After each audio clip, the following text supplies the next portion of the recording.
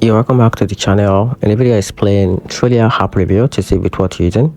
So to get started, Trulia is a real estate app that helps users find homes for sales and rentals with detailed listing, neighborhood insight, and interactive maps. It includes features like school rating, community estimators, crime map, and local reviews from residents.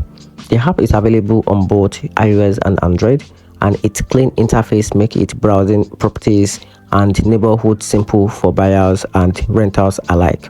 However, Trulia has some drawback, including updated or inaccuracy listing and occasional glitches with flitters. Some users also report slow customer support and limited selling tools since listings are managed through Zillow.